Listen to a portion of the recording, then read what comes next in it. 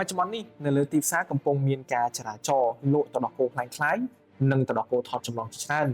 ដែលរូបរាងខាងក្រៅស្ទើរតែដូចទៅនឹងផលិតផលសុទ្ធមានអតិថិជន Forty Farm ជាច្រើនបានផ្ដល់ព័ត៌មានមកវិញថាពួកគាត់បានទិញច្រឡំផលិតផលខ្លាំងៗហើយទឹកដោះគោខ្លាំងៗបានជះឥទ្ធិពលអាក្រក់យ៉ាងខ្លាំងចំពោះទាំងសុខភាពនិងផ្លូវចិត្តរបស់ពួកគាត់ដូច្នេះហើយថ្ងៃនេះខ្ញុំនឹងពន្យល់ពុកម៉ែបងប្អូនទាំងអស់គ្នាឲ្យដឹងរបៀបការបែងចែកជាមួយនឹងផលិតផលសុទ្ធនិងទំនិញខ្លាំងៗចំពោះរូបរាងខាងក្រៅគ្រាន់តែកលេចមើលដំបូងក៏ដឹងថានេះជាផលិតផលខ្លាំងៗបាត់ទៅហើយដូចជាផ្នែកកម្រប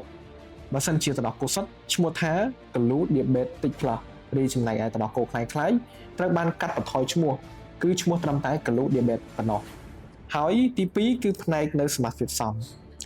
សមរបស់ទឹកដោះគោខ្លាំងៗត្រូវបានកាត់បន្ថយនៅព័ត៌មានហើយក៏មិនដូចទៅនឹងអ្វីដូចជាការផ្សព្វផ្សាយរបស់ពួកគេផងដែររីចំណែកឯផ្នែកទី3នេះគឺកន្លែងដែលគួរឲ្យកត់សម្គាល់សំខាន់ជាងគេទឹកដោះគោខ្លាំងៗគឺរូបតាអោបកយីពីក្រោយឈ្មោះថា Glue Diabetic Plus បើសិនជាទឹកដោះគោពិតរបស់ខាងក្រុមហ៊ុន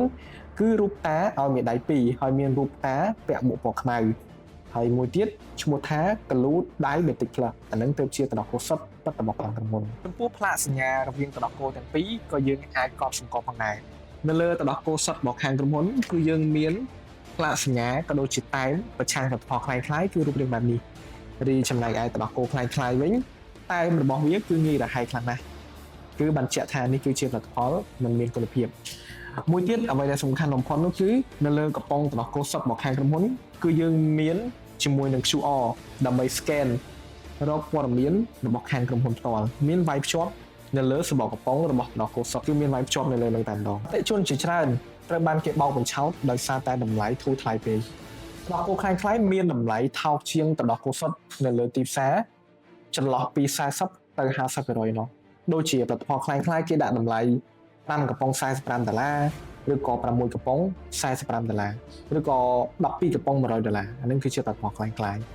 ប៉ុន្តែគឺកុំដោយសារតែចំពោះផលិតផលខ្លាំងៗផលិតផលដែលមានតម្លៃធូរថ្លៃនេះ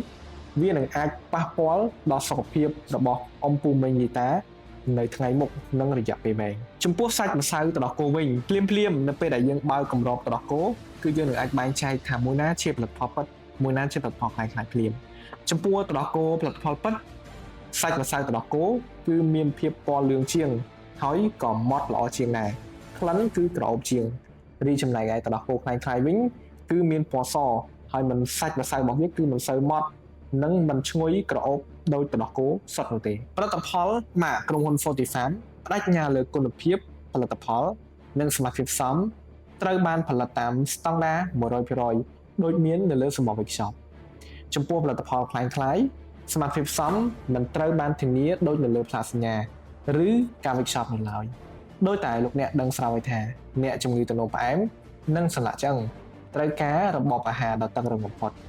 ប្រសិនបើអាហារូបត្ថម្ភមិនត្រូវបានធានានោះទេនោះនឹងធ្វើឲ្យគ្រោះថ្នាក់ចំពោះសុខភាពខ្លាំងណាស់មានអតិថិជនរបស់ខាងក្រុមហ៊ុន Forty Farm ជាច្រើនត្រូវបានកំងនិងទិញចំប៉ះផលិតផលខ្លាំងៗដែលមានតម្លៃដូចជា5កំប៉ុង$45ឬក៏ពេលខ្លះ6កំប៉ុង$45ដែលអចេតនាយកទៅប្រើប្រាស់ហើយផ្ដល់មតិមកវិញថាមានគ្រោះថ្នាក់ដល់សុខភាពខ្លាំងណាស់វាសារហើយធ្វើឲ្យស្ពឹកដៃស្ពឹកជើងជាតិស្ករនៅក្នុងឈាមមិនថយចុះហើមមុខហើមមាត់ហើយពេលខ្លះត្រូវចូលមន្ទីរពេទ្យភ្លាមៗផងដែរទឹកដោះគោមិនមែនគ្រាន់តែជាផលិតផលប្រើប្រាស់ធម្មតានោះទេវាគឺជាអ្វីដែលត្រូវពិសាចូលទៅក្នុងរាងកាយជារៀងរាល់ថ្ងៃនិងជះឥទ្ធិពលខ្លាំងបំផុតសម្រាប់សុខភាពក្នុងរយៈពេលវែងដូច្នេះហើយកុំបណ្ដោយឲ្យក៏ព្រោះតែតម្លៃធូរថ្លៃ